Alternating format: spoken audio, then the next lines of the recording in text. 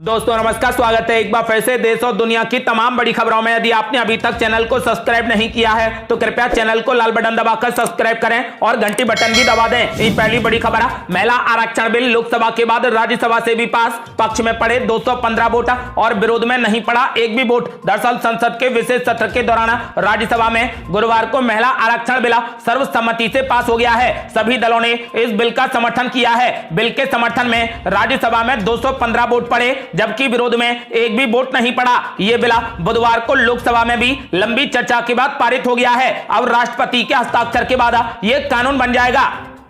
अगली बड़ी खबर, राज्यसभा से भी महिला आरक्षण बिल पास होने के बाद पीएम मोदी ने सभी सांसदों का जताया आभार। जगदीप धनखड़ ने भी पीएम मोदी को दी बधाई। दरअसल संसद ने नारी शक्ति बंधन अधिनियम बिल को मंजूरी दे दी है। लोकसभा के बाद इसे राज्यसभा ने भी पारित कर दिया है। इस बीच प्रधानमंत्री मोदी ने सभी सांसदों का आभार जताया और इसे संसदीय इतिहास का एक स्वर्णिम अवसर करार दिया। तो वहीं विधेयक के पारित होने के बाद सभापति जगदीप धनखड़ ने कहा कि ये एक सुखद संयोग है कि हिंदू रीति रिवाज के अनुसार आज प्रधानमंत्री मोदी का जन्मदिन है। मैं उन्हें कोटि कोटि बधाई देता हूं।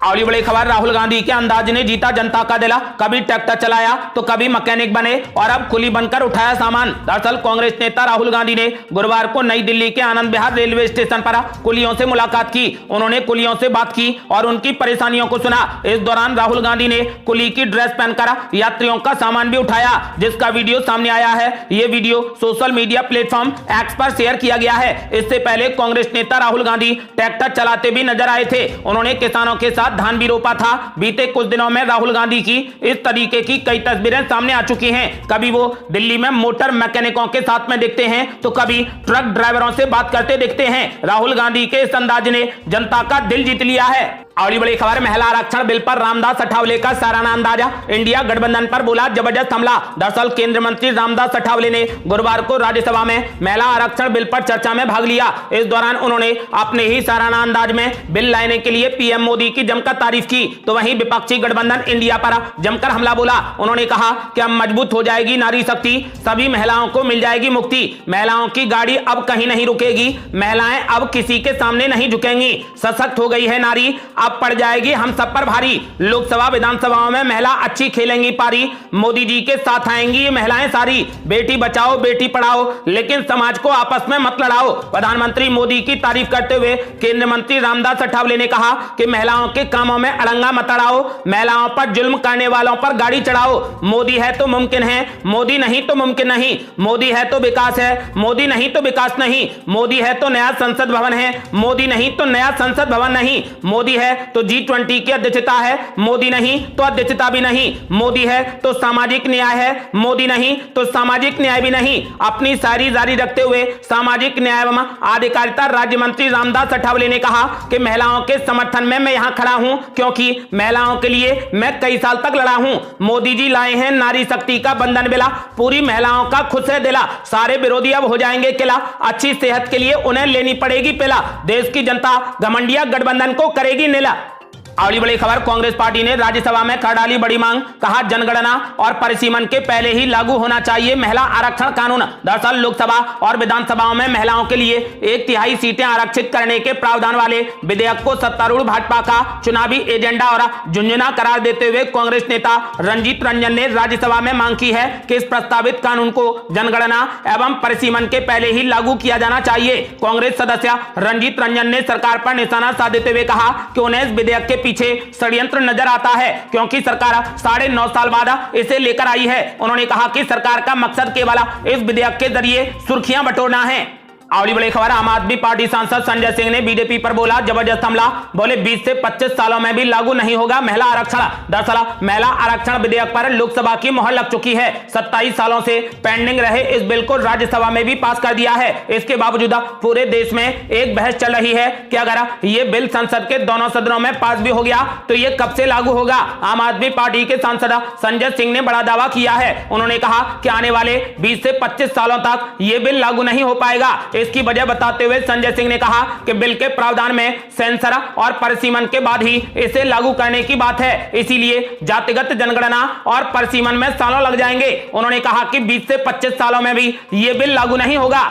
अगली बड़ी खबर, महिला आरक्षण बिल को लेकर मल्लिकार्जुन खड़गे ने बीजेपी पर बोला जबरदस्त हमला। बोले हम इस बिल को पूर्ण समर्थन दे रहे हैं, लेकिन इसे लागू करने की तारीख और साल बताइए। दरअसल कांग्रेस अध्यक्ष और राज्यसभा में नेता प्रतिपक्ष मल्लिकार्जुन खड़गे ने कहा कि मैं दिल से इस बिल को पूर्ण समर्थन दे रहा हूं और इंडिया गठबंधन के दल भी इसे सपोर्ट कर रहे हैं। उन्होंने कहा कि हम इस बिल को समर्थन तो दे रहे हैं, लेकिन ये जुमला नहीं होना चाहिए। मल्लिकार्जुन खड़गे ने कहा कि महिला आरक्षण बिल को अभी लागू किया जाना चाहिए। हम बिना कोई शर्त समर्थन दे रहे हैं, इसमें परिसीमना और जनगणना की कोई जरूरत नहीं है। कृषि बिल भी तो पास किया गया था, नोटबंदी की गई थी, तो इसे भी कर सकते हैं। मल्लिकार्जुन खड़गे ने कहा कि आप साफ कीजिए कि इस बिल को कब से लागू करेंगे, हमें तारीख और साल बताइए।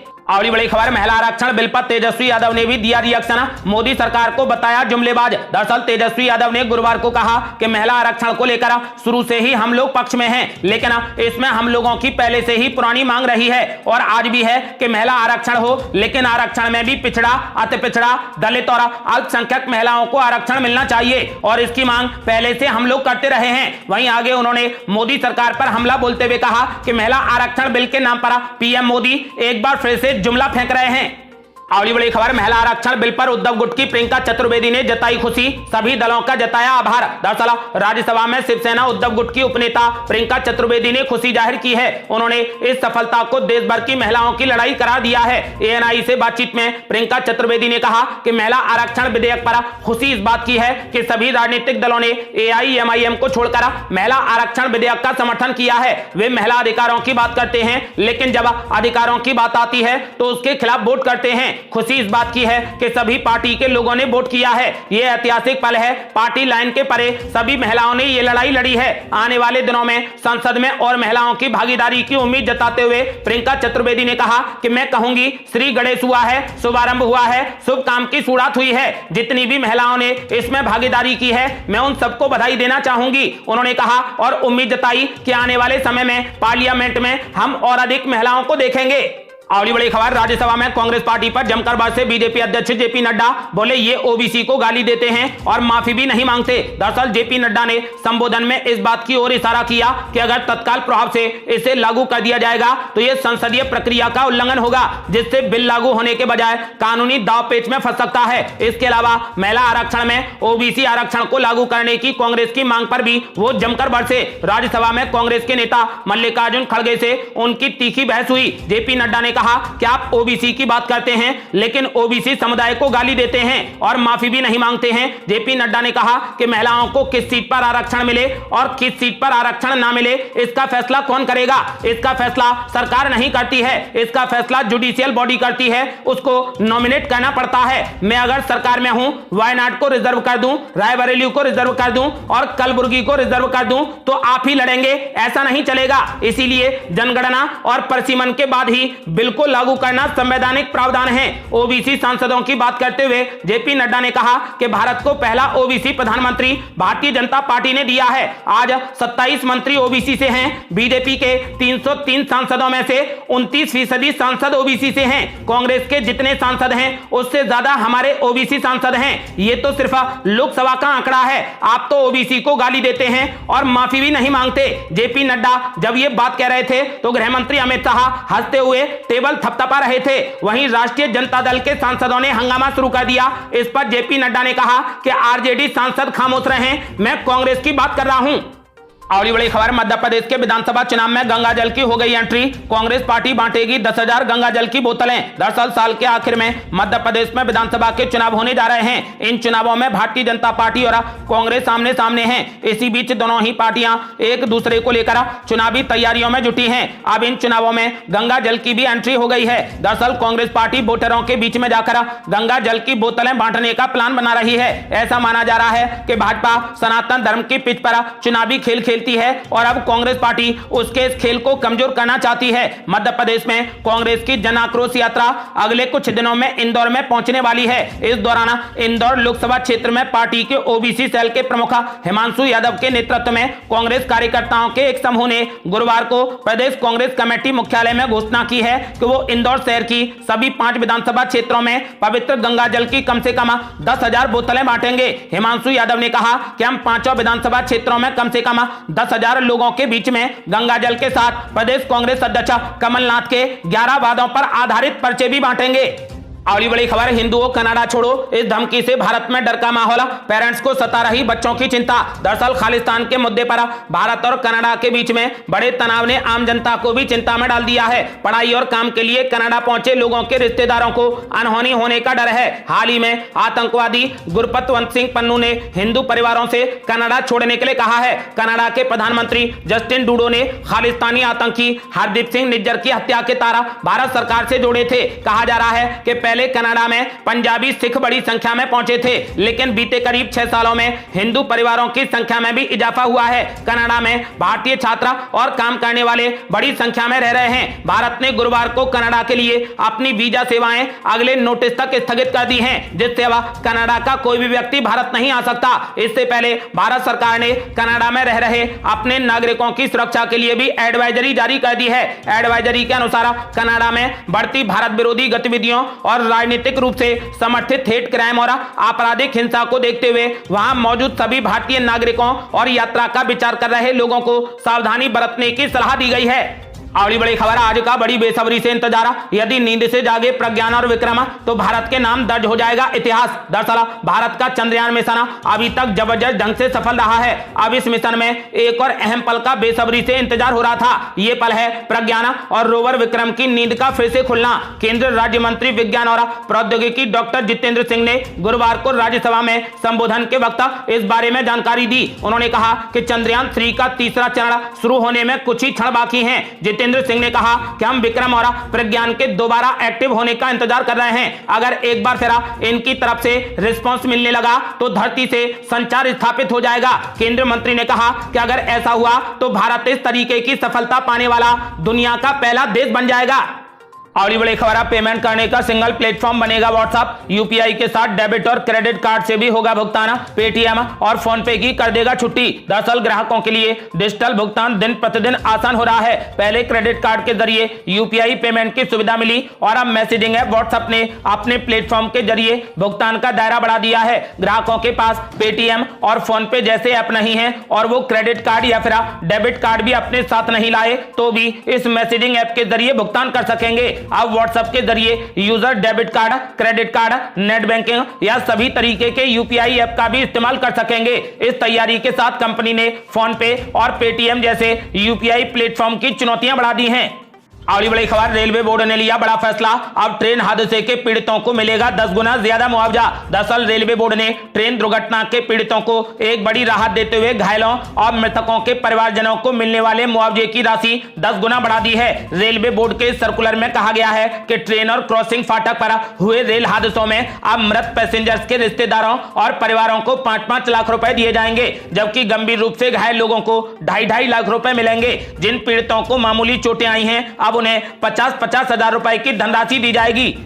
अगली बड़ी खबर है, एप्पल ने भारतीयों को दिया धमाकेदार ऑफर। इंडियन रिटेल स्टोर से खरीदेंगे आईफोन 15 तो मिलेगी धमाकेदार छूट। दरअसल अगर आप सस्ते में एप्पल आईफोन 15 सीरीज और वॉच सीरीज 9 खरीदना चाहते हैं तो आपके लिए अच्छा मौका है। कंपनी इंडिया के रिटेल स्टोर्स पर तगड़ा ऑफर दे रही है। आपको बता दें कि ऑफर के मुताबिक HDFC बैंक कार्ड का इस्तेमाल करने पर कस्टमर्स को आईफोन 15 प्रो और प्रो मैक्स पर 6,000 रुपए की छूट मिलेगी। आईफोन 15 और 15 प्लस पर 5,000 रुपए की छूट होगी। आईफोन 14 और 14 प्लस पर 4,000 रुपए की छूट मिलेगी। आईफोन 13 पर 3,000 रुपए और आईफोन SE पर 2,000 रुपए की छूट मिलेगी। इसमें EMI का ऑप्शन भी अवेलेबल है। अगली बड़ी खबर, अब जल्द शुरू होने वाली है Flipkart big billion day sale. 3 अक्टूबर से मिलेगी धमाकेदार छूट। दरअसल गणेश फेस्टिवल के साथ अब फेस्टिवल सीजन की शुरुआत हो गई है। इसी के मद्देनजर फ्लिपकार्ट की वेबसाइट पर बिग बिलियन डे सेल 2023 के पेज को लाइव कर दिया गया है। बैनर पर लिखा है कमिंग सून। हालांकि कंपनी की ओर से इस महासेल को लेकर किसी डेट की आधिकारिक सूचना नहीं आई है, लेकिन मीडिया रिपोर्ट्स की माने तो फ्लिपकार्ट पर मिलने वाली ये सेल सबसे बड़ी सेल है जो 3 अक्टूबर से 10 अक्टूबर तक चल सकती है। आपको बता दें कि इसमें लगभग सभी प्रोडक्ट्स पर भारी भरकम छूट मिलेगी। अगली बड़ी खबर 24 सितंबर को देश भर में चलने वाली है 9 नई Vande Bharat express train, PM Modi दिखाएंगे हरी झंडी। दरअसल देश को एक साथ 9 नई वंदे भारत एक्सप्रेस ट्रेनों का तोहफा मिलने जा रहा है। ये पहला मौका है जब एक साथ इतनी बड़ी संख्या में वंदे भारत एक्सप्रेस ट्रेन देश के अलग अलग हिस्सों से रवाना होंगी। प्रधानमंत्री नरेंद्र मोदी इन सभी ट्रेनों को वर्चुअल हरी झंडी दिखाकर रवाना करेंगे। इन 9 वंदे भारत ट्रेनों को मिलाकर संचालित होने वाली वंदे भारत ट्रेनों की संख्या बढ़कर अब 33 पहुंच जाएगी। 24 सितंबर को चलने वाली ये वंदे भारत ट्रेन कासरगोड से त्रिवेंद्रम, जयपुर से उदयपुर, पटना से हावड़ा, रांची से हावड़ा, हैदराबाद से चेन्नई, चेन्नई से त्रिनेलवेली, इंदौर से जयपुर, पुरी से राउरकेला, जयपुर से चंडीगढ़ और जामनगर से अहमदाबाद के बीच में चलेंगी। अगली बड़ी खबर, मुख्यमंत्री योगी आदित्यनाथ ने लिया बड़ा फैसला। आय, जाति और निवास प्रमाण पत्र के लिए भागदौड़ से मिलेगी राहत। अब मात्र एक हफ्ते में मिलेंगे सभी दस्तावेज। दरअसल मुख्यमंत्री योगी आदित्यनाथ ने प्रदेश के सभी जिलाधिकारियों को ई डिस्ट्रिक्ट सेवाओं को तय समय सीमा के अंदर उपलब्ध कराने के निर्देश दिए हैं। सेवाओं के लिए निर्धारित तय समय सीमा को कम करते हुए अब एक हफ्ता करने को कहा है। ऐसे में जल्द ही निर्धारित तय समय सीमा को कम करने का आदेश भी जारी कर दिया जाएगा। वहीं तय समय सीमा के बाद लंबित मामलों को लेकर अधिकारियों की जवाबदेही तय की जाएगी। मुख्यमंत्री योगी आदित्यनाथ के समक्ष ई डिस्ट्रिक्ट की सेवाओं का खाका प्रस्तुत किया गया। गुरुवार को बैठक में अधिकारियों ने बताया कि मुख्यमंत्री ने जिलाधिकारियों को ई डिस्ट्रिक्ट सेवाओं के निस्तारण में हीला हवाली और लेट लतीफी करने वालों पर सख्त कार्रवाई करने के निर्देश दे दिए हैं। ऐसे में अब प्रदेशवासियों को जाति, निवास, आय और हैसियत प्रमाण पत्र के लिए लंबा इंतजार नहीं करना पड़ेगा। मुख्यमंत्री ने इस समय सीमा को 45 दिन से घटाकर एक हफ्ता करने के निर्देश दे दिए हैं, यानी एक हफ्ते में सभी दस्तावेज मिल जाएंगे।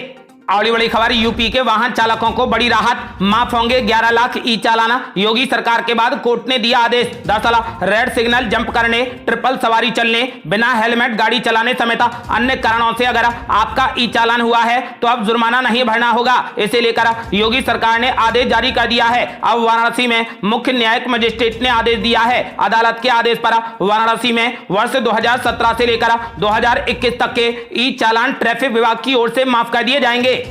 अगली बड़ी खबर, छत्तीसगढ़ से प्रियंका गांधी ने मोदी सरकार पर बोला जबरदस्त हमला।